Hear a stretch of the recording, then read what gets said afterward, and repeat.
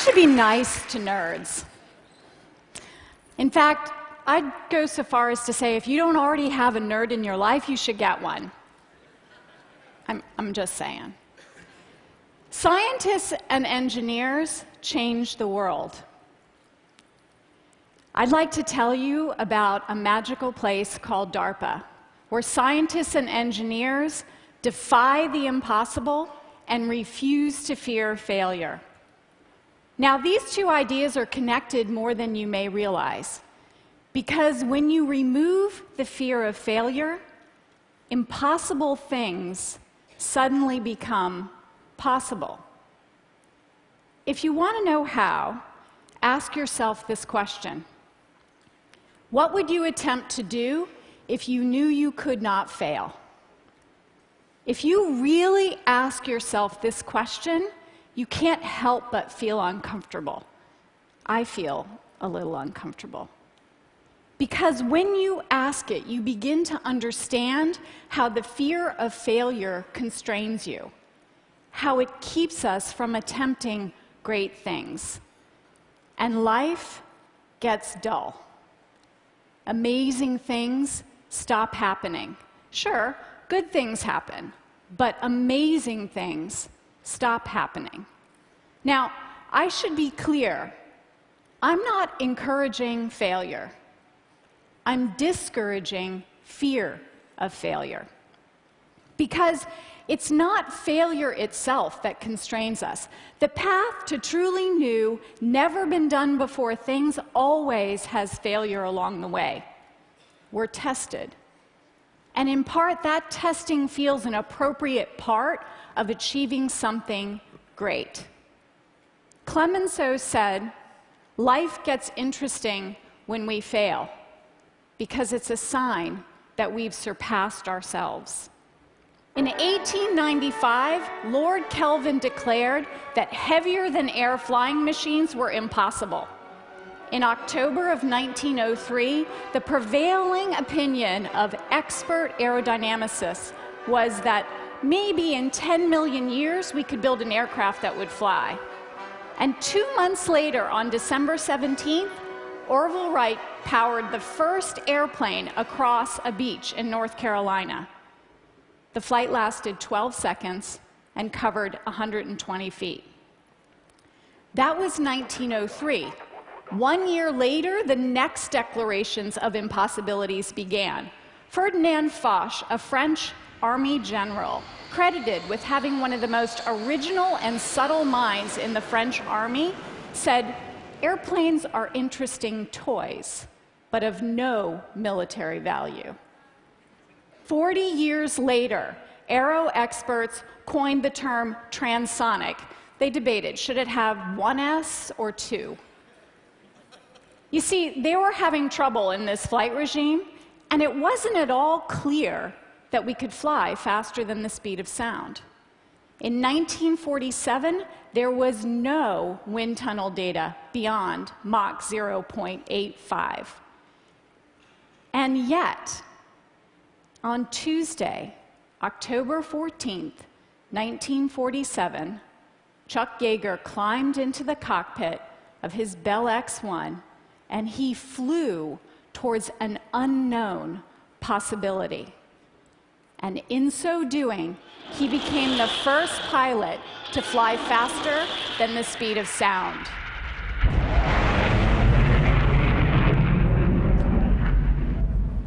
Six of 8 Atlas rockets blew up on the pad. After 11 complete mission failures, we got our first images from space.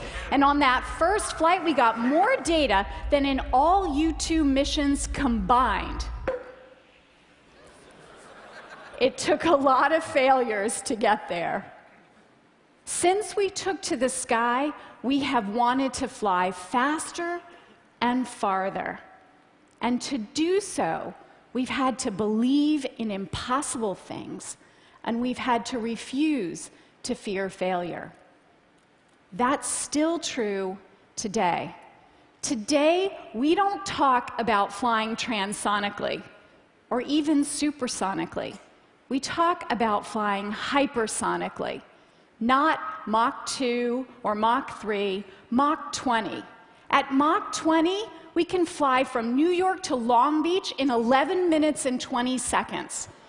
At that speed, the surface of the airfoil is the temperature of molten steel, 3,500 degrees Fahrenheit, like a blast furnace. We are essentially burning the airfoil as we fly it. And we are flying it, or trying to. DARPA's Hypersonic Test Vehicle is the fastest maneuvering aircraft ever built. It's boosted to near space atop a Minotaur 4 rocket. Now, the Minotaur 4 has too much impulse, so we have to bleed it off by flying the rocket at an 89-degree angle of attack for portions of the trajectory. That's an unnatural act for a rocket. The third stage has a camera. We call it Rocket Cam, and it's pointed at the hypersonic glider. This is the actual rocket cam footage from Flight 1.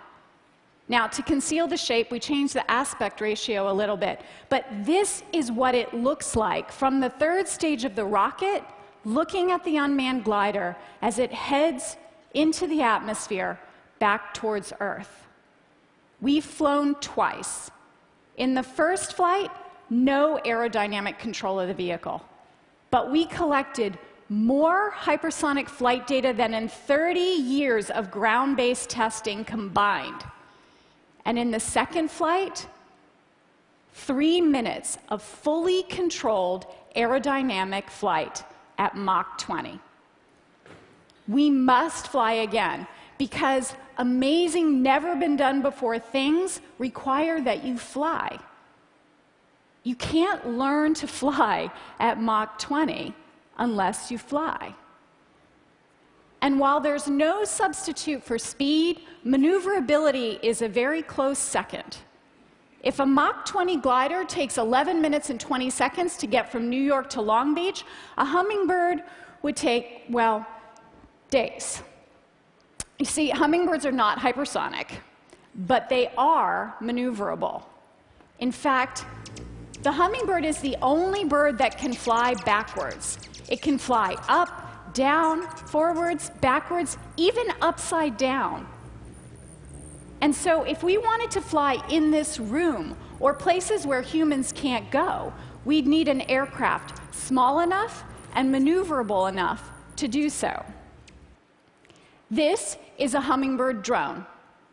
It can fly in all directions, even backwards.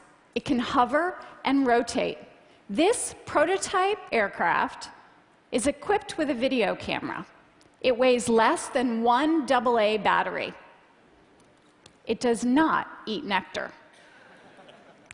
In 2008, it flew for a whopping 20 seconds. A year later, 2 minutes, then 6, eventually 11. Many prototypes crashed. Many. But there's no way to learn to fly like a hummingbird unless you fly.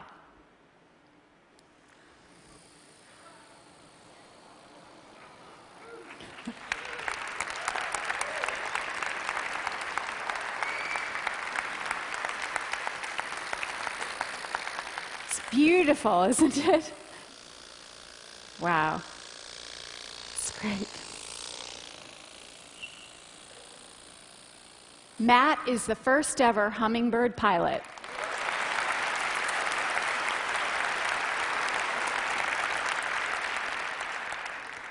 Failure is part of creating new and amazing things. We cannot both fear failure and make amazing new things.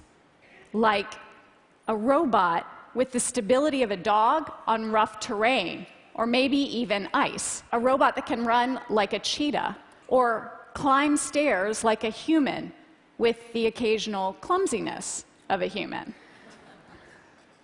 Or perhaps Spider-Man will one day be Gecko Man. A gecko can support its entire body weight with one toe. 1 square millimeter of a gecko's foot pad has 14,000 hair-like structures called setae. They are used to help it grip to surfaces using intermolecular forces. Today, we can manufacture structures that mimic the hairs of a gecko's foot. The result, a 4 by 4 inch artificial nano gecko adhesive can support a static load of 660 pounds. That's enough to stick 6 42-inch plasma TVs to your wall, no nails.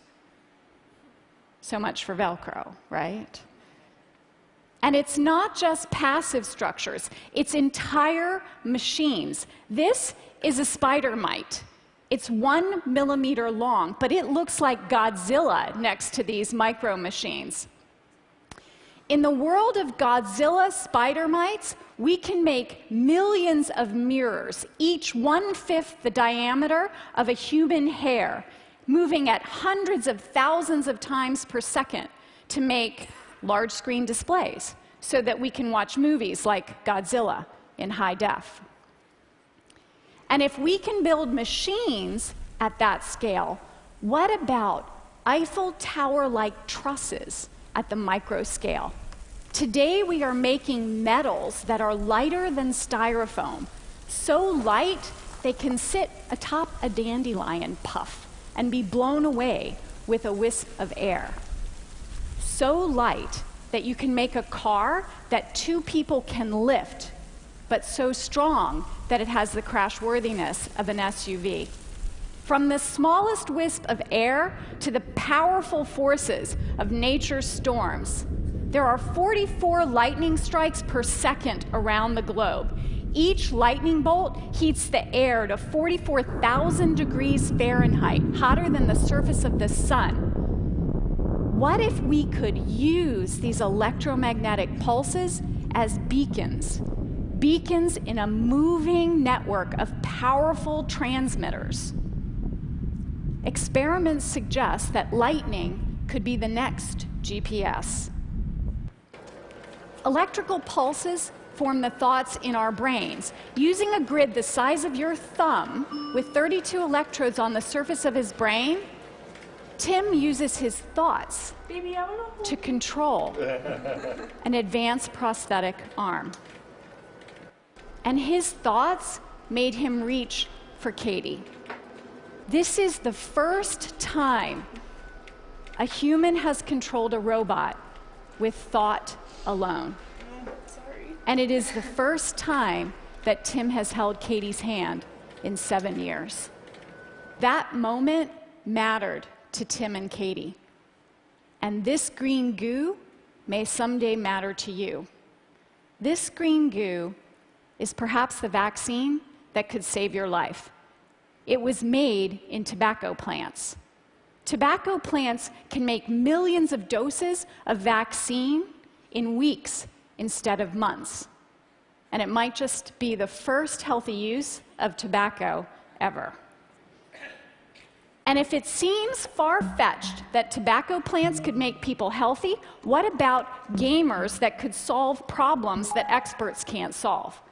Last September, the gamers of Foldit solved the 3-dimensional structure of the retroviral protease that contributes to AIDS in rhesus monkeys.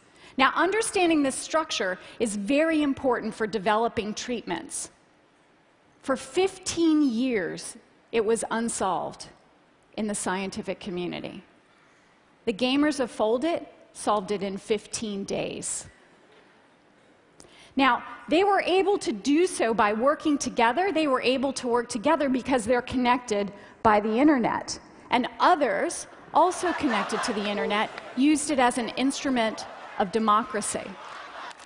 And together, they changed the fate of their nation. The internet is home to 2 billion people, or 30% of the world's population. It allows us to contribute and to be heard as individuals.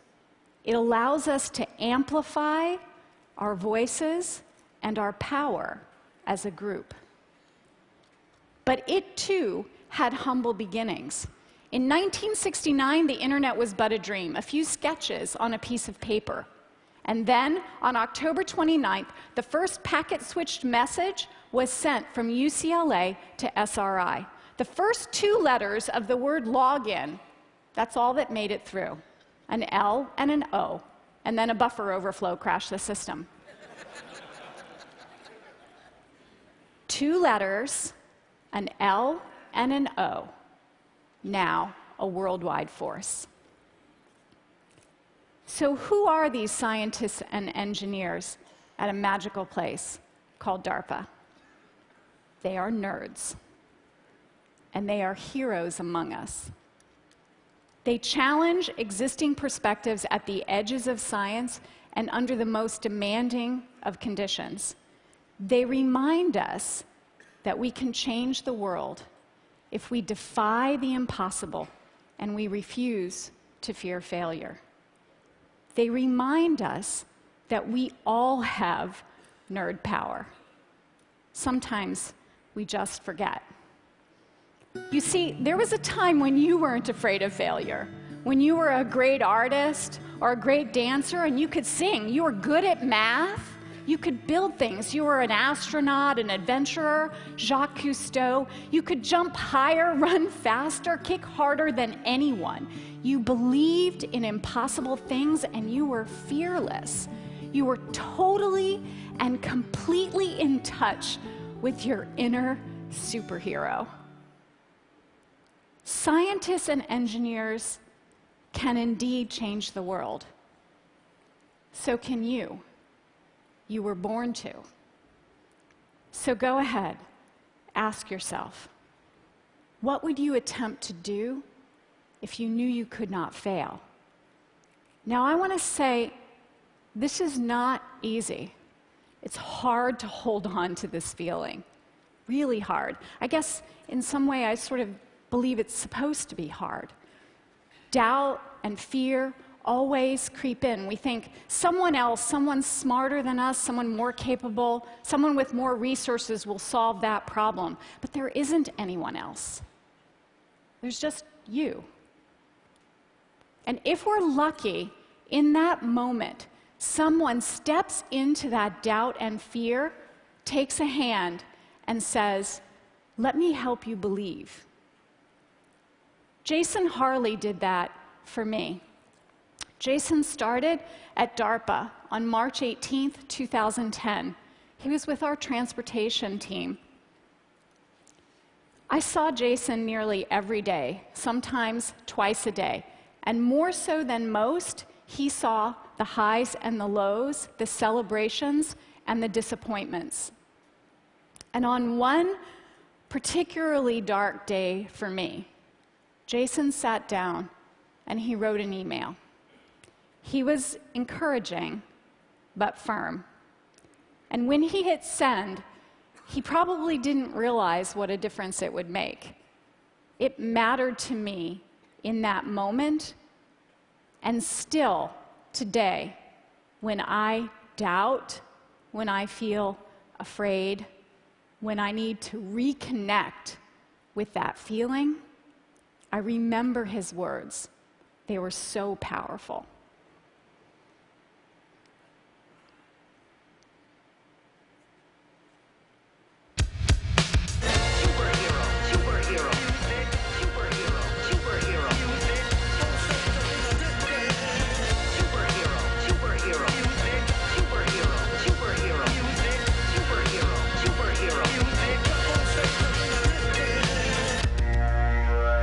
That's what being a superhero is all about. There is only time enough to iron your cape and back to the skies for you. And remember, be nice to nerds.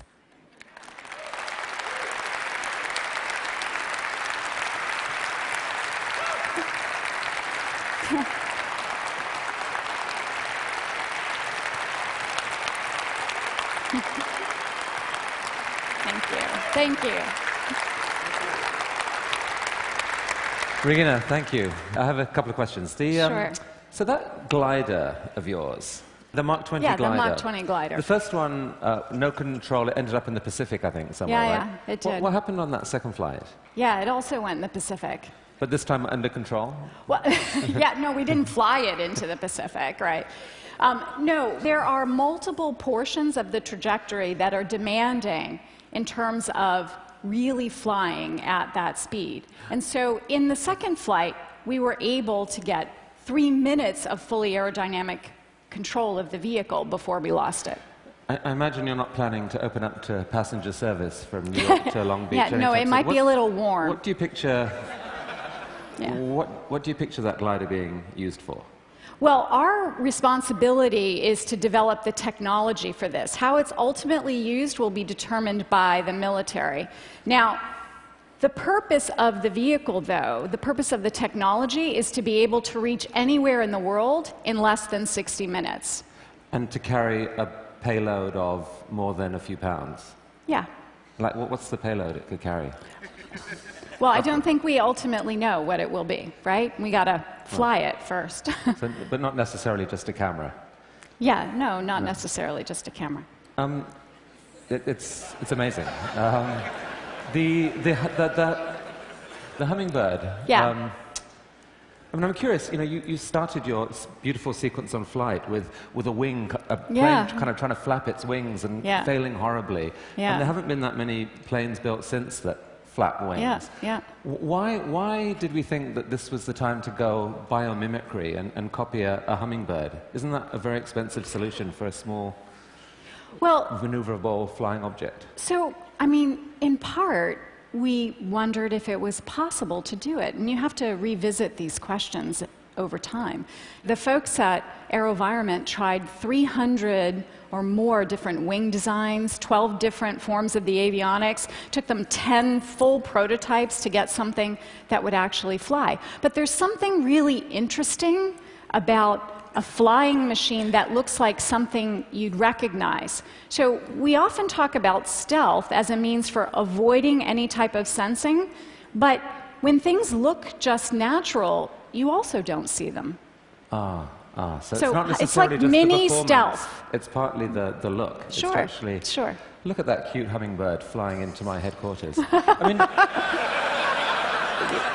because I think as well as the awe at looking at that, Yeah, I'm sure sure. some people here are thinking, you know, technology catches up so quick. How long is it before some crazed geek with a little remote control flies one through a window of the White House? I mean, do you Yeah. worry about the Pandora's box issue here? Well, look, our singular mission is the creation and prevention of strategic surprise. That's what we do. It would be inconceivable for us to do that work if we didn't make people excited and uncomfortable with the things that we do at the same time. It's just the nature of what we do. Now, our responsibility is to push that edge, and you know, we have to be, of course, mindful and responsible of how the technology is developed and ultimately used. But we can't simply close our eyes and pretend that it isn't advancing. It's advancing. I mean, you're clearly a really inspiring leader, and you persuade people to go to these great feats of invention. But at a personal level, in a way, I can't imagine doing your job. Do you wake up in the night sometimes just asking questions about the possibly unintended consequences of your team's brilliance? Sure. I mean, I think you couldn't be human if you didn't ask those questions, you know? And how do you answer them?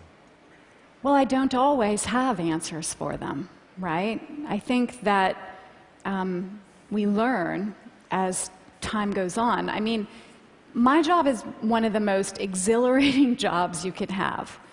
I work with some of the most amazing people. And with that exhilaration comes a really deep sense of responsibility. And so you have, on the one hand, this tremendous lift of what's possible, right? And this tremendous seriousness of what it means. Regina, that was jaw-dropping, as they say. Thank you so much Thank for you. coming to Thank TED. you. Thank you.